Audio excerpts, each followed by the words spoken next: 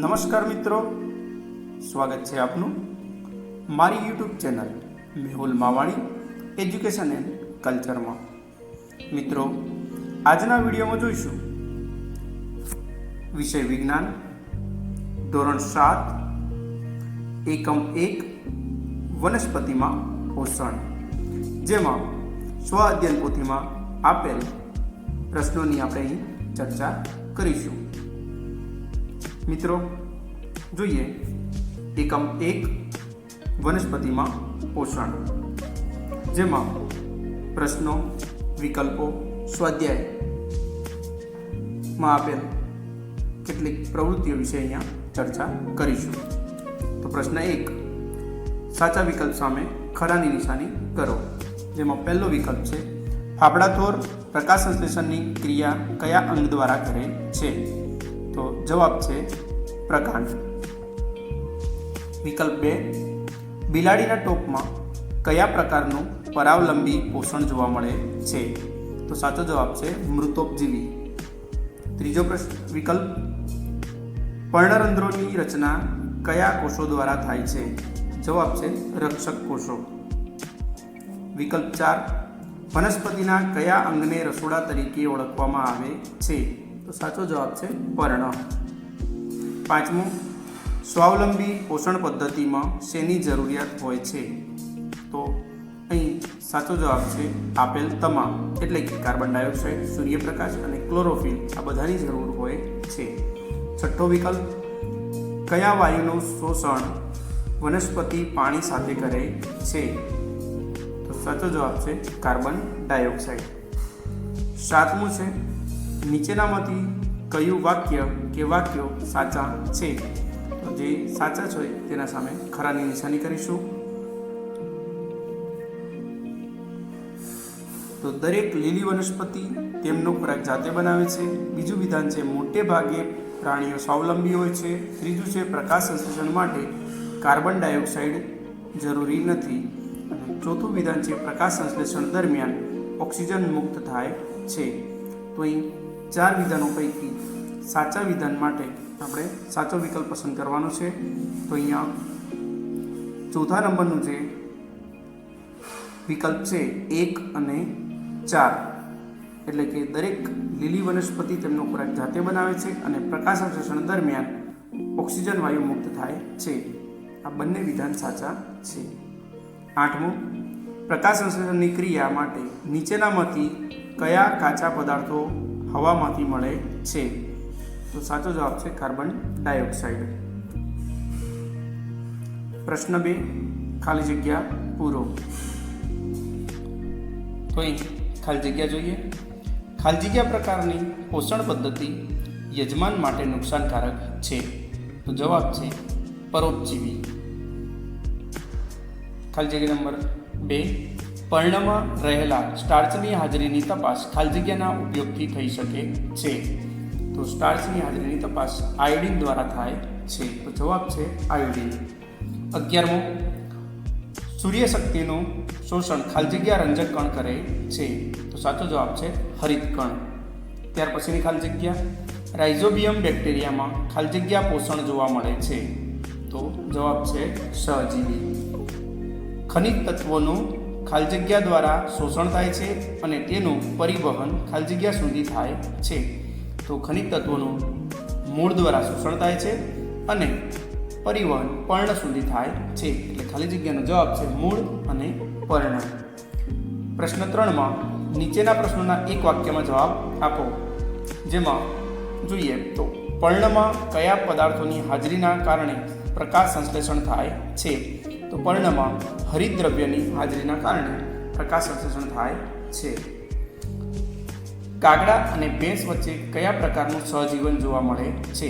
તો કાગડા એ ભેંસના શરીર પર રહેલા જીવજંતુને પોતાના ખોરાક તરીકે ખાય છે અને ભેંસને જીવજંતુઓથી રાહત મળે છે. કયા બેક્ટેરિયા વાતાવરણમાંના નાઇટ્રોજનને દ્રાવ્ય સ્વરૂપમાં ફેરવે છે? તો રાઇઝોબિયમ બેક્ટેરિયા વાતાવરણમાંના નાઇટ્રોજનને દ્રાવ્ય સ્વરૂપમાં ફેરવે છે. આગળ જોઈએ વનસ્પતિના પર્ણ સિવાય બીજા કયા અંગ પ્રકાશસંશ્લેષણની ક્રિયા કરી શકે છે? તપાસ કરી નોંધ કરો.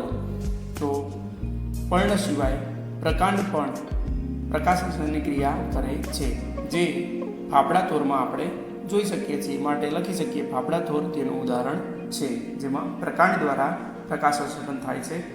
18મું, વનસ્પતિ સિવાય કયા સજીવો સ્વાવલંબી પોષણ દર્શાવે છે? તો વનસ્પતિ સિવાય લીલ સજીવો સ્વાવલંબી પોષણ ધરાવે છે. પ્રકાશસંશ્લેષણની ક્રિયા માટે વનસ્પતિને શાની જરૂર પડે છે? તો પ્રકાશસંશ્લેષણની ક્રિયા માટે વનસ્પતિને સૂર્યપ્રકાશ, હરિતદ્રવ્ય, કાર્બન ડાયોક્સાઇડ અને પાણીની જરૂર પડે છે. કીટાહારી વનસ્પતિ કીટકોમાંથી શું પ્રાપ્ત કરે છે? તો કીટાહારી વનસ્પતિ કીટકોમાંથી નાઇટ્રોજનયુક્ત પોષક તત્વો પ્રાપ્ત કરે છે. રણ પ્રદેશમાં ઉગતી વનસ્પતિ માટે બાષ્પોત્સર્જન નુકસાનકારક છે, સમજ આપો. તો રણમાં પાણીનું પ્રમાણ નહિવત હોય છે. જો વનસ્પતિ બાષ્પોત્સર્જન વધુ કરશે તો વધુ પાણીની જરૂર પડશે. આથી રણ પ્રદેશમાં ઉગતી વનસ્પતિ માટે બાષ્પોત્સર્જન નુકસાનકારક છે. 22મું, જમીનને સમૃદ્ધ બનાવવા માટે સામાન્ય રીતે કયા કયા પોષક તત્વો જરૂરી છે? તો નાઇટ્રોજન, પોટાશ, કેલ્શિયમ, સલ્ફર અને આયર્ન વગેરે જેવા પોષક તત્વો જમીનને સમૃદ્ધ બનાવવા માટે જરૂરી છે. પ્રશ્ન 4, નીચેના પ્રશ્નોના ટૂંકમાં જવાબ આપો. જેમાં કોષ્ટક આપેલું છે એ કોષ્ટક પૂર્ણ કરવાનું છે. જેમાં ફૂગનું નામ, ઉદ્ભવ સ્થાન, નુકસાન અને તેના ફાયદા વિશે જણાવેલું છે. તો ફૂગના નામ છે મશરૂમ, ઉદ્ભવ સ્થાન છે સડેલા પદાર્થો, નુકસાન અહીંયા બધાનું સાથે જ લખેલું છે. તો પહેલાં જોઈ લઈએ. ફૂગનું બીજું નામ છે મ્યુકર, જે વાસી બ્રેડ છે ત્યાં જોવા મળે. ઈસ્ટ, આથાવાળી વસ્તુ પર જોવા મળે. નુકસાન છે તો વસ્તુ ખરાબ થાય છે, દાદર ખરજવું જેવા રોગો થાય છે. ફાયદો, તો મશરૂમનો ઉપયોગ ખોરાક તરીકે થાય છે, જ્યારે ઈસ્ટનો ઉપયોગ આથો લાવવા માટે થાય છે. 24મો પ્રશ્ન, જમીનમાં નાઇટ્રોજનનું સ્થાપન કેવી રીતે થાય છે? તો કઠોળ વર્ગની વનસ્પતિના મૂળમાં રાઇઝોબિયમ બેક્ટેરિયા વાતાવરણમાંનો નાઇટ્રોજન લઈ તેને દ્રાવ્ય સંયોજન સ્વરૂપે જમીનમાં સ્થાપન કરે છે. આગળ, કોઈપણ વનસ્પતિ પ્રકાશસંશ્લેષણની ક્રિયા કરે છે તે તમે કેવી રીતે નક્કી કરશો? તો કોઈપણ વનસ્પતિના પર્ણમાં આયોડિનના 2 થી 3 ટીપા મૂકતા થોડી વારમાં તે રંગ ભૂરો કાળો જોવા મળે તો કહી શકાય કે વનસ્પતિ પ્રકાશસંશ્લેષણની ક્રિયા કરી અને સ્ટાર્ચ કે કાર્બોદિત જેવા પદાર્થો તૈયાર કરે છે. માઇક્રોસ્કોપની મદદથી પર્ણમાં આવેલા પર્ણરંધ્રની ઓળખ કરો અને નામ નિર્દેશનવાળી આકૃતિ દોરો. તો પર્ણનો તમે છેદ લઈ અને તેમાં રહેલા પર્ણરંધ્રોને ઓળખ કરવાની છે, જેમાં સૂક્ષ્મદર્શક યંત્રનો ઉપયોગ કરો. ત્યાર પછી તેની આકૃતિ અહીં તમે જોઈ શકો છો, જેમાં પર્ણરંધ્ર અને રક્ષક કોષો દર્શાવેલા છે. 27મો પ્રશ્ન, અમરવેલ વનસ્પતિ હોવા છતાં શા માટે પોષણ માટે બીજી વનસ્પતિ પર આધાર રાખે છે? તો અમરવેલ વનસ્પતિ પર્ણ કે હરિતદ્રવ્ય ધરાવતી નથી, જેથી પ્રકાશસંશ્લેષણ દ્વારા ખોરાક બનાવી શકતી નથી. માટે ખોરાક મેળવવા માટે બીજી વનસ્પતિ ઉપર આધાર રાખવો પડે છે. વનસ્પતિમાં પોષક તત્વોની આવશ્યકતા જણાવો. તો વનસ્પતિને પૂરતા પ્રમાણમાં પોષક તત્વો મળી રહે તો તેની વૃદ્ધિ અને વિકાસ યોગ્ય રીતે થાય છે તથા તેનામાંથી ઉત્પાદન પણ યોગ્ય મળે છે. આથી પોષક તત્વોની આવશ્યકતા જોવા મળે છે. 29મો, સજીવો દ્વારા ખોરાક ગ્રહણ કરવાની અને શરીર દ્વારા તેને ઉપયોગમાં લેવાની પ્રક્રિયાને શું કહે છે? તો તેને પોષણ કહે છે, જે પોષણની વ્યાખ્યા છે. પ્રકાશસંશ્લેષણની પ્રક્રિયાનું શબ્દ સમીકરણ લખો. તો અહીં કાર્બન ડાયોક્સાઇડ વત્તા પાણી, જેમાં સૂર્યપ્રકાશ અને હરિતદ્રવ્યની હાજરી દ્વારા કાર્બોદિત પદાર્થ અને ઓક્સિજન નિપજ તરીકે મળે છે. 31મું, રક્ષક કોષો દ્વારા આવૃત છિદ્રોને શું કહે છે? તો રક્ષક કોષો દ્વારા આવૃત છિદ્રોને પર્ણરંધ્ર કહે છે. 32મો પ્રશ્ન, પર્ણ કઈ ઉર્જાનું શોષણ કરે છે? આ ઉર્જાનું શોષણ કરવા પર્ણમાં શું આવેલું હોય છે? તો પર્ણ સૂર્ય ઉર્જાનો શોષણ કરે છે અને આ ઉર્જા શોષણ કરવા માટે પર્ણમાં હરિતદ્રવ્ય આવેલા હોય છે. 33મો, વાતાવરણમાં રહેલા ઓક્સિજનનું પ્રમાણ જળવાઈ રહે તે સમજાવો. વાતાવરણમાં રહેલા કાર્બન ડાયોક્સાઇડનો વનસ્પતિ પ્રકાશસંશ્લેષણની ક્રિયામાં ઉપયોગ કરી ઓક્સિજન વાયુ મુક્ત કરે છે. આમ વાતાવરણમાં સતત કાર્બન ડાયોક્સાઇડ વપરાય છે અને ઓક્સિજન વાયુ મુક્ત થવાથી ઓક્સિજનનું પ્રમાણ જળવાઈ રહે છે. 34મો, પોષક તત્વોને પર્ણ સુધી પહોંચાડનાર નળીને શું કહે છે અને તે વનસ્પતિના કયા કયા અંગોમાં પ્રસરેલ હોય છે? જવાબ છે જલવાહિની. તે વનસ્પતિના મૂળ, પ્રકાંડ, શાખાઓ અને પર્ણ સુધી પ્રસરેલી હોય છે. 35મો પ્રશ્ન, રણમાં ઉગતી વનસ્પતિઓ ઉપર ભીંગડાનું આવરણ કે કાંટા જેવા પર્ણો જોવા મળે છે. સમજાવો. રણમાં પાણીની અછત હોય છે. વનસ્પતિ પર ભીંગડાના આવરણ અને કાંટા જેવા પર્ણોને લીધે બાષ્પસર્જન દર ઘટે છે, જેથી ઓછા પાણીમાં પોતાનું જીવન ટકાવી શકે છે. 36મો પ્રશ્ન, પર્ણમાં રહેલ કયો ઘટક પ્રકાશસંશ્લેષણની ક્રિયા થઈ હોવાનું સૂચવે છે? તો પ્રકાશસંશ્લેષણ જ્યારે થાય તો તેમાં કાર્બોદિત કે સ્ટાર્ચ બનેલો હોય છે. 37મો પ્રશ્ન, લીલ પ્રકાશસંશ્લેષણ કરી શકે છે. સમજાવો. તો લીલ હરિતદ્રવ્ય ધરાવે છે, પોતાનો ખોરાક જાતે બનાવે છે.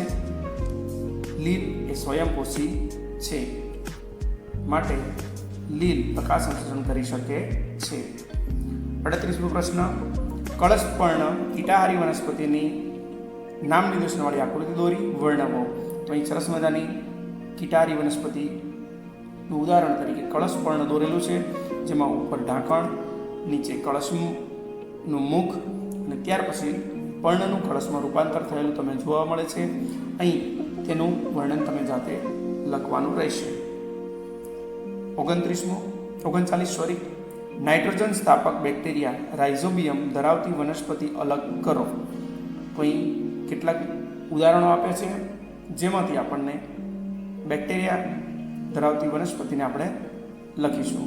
તો વાલ, વટાણા, મગ, ચણા અને તુવેર આટલી વનસ્પતિ એટલે કે કઠોળ વર્ગની વનસ્પતિ નાઇટ્રોજન સ્થાપક બેક્ટેરિયા ધરાવે છે.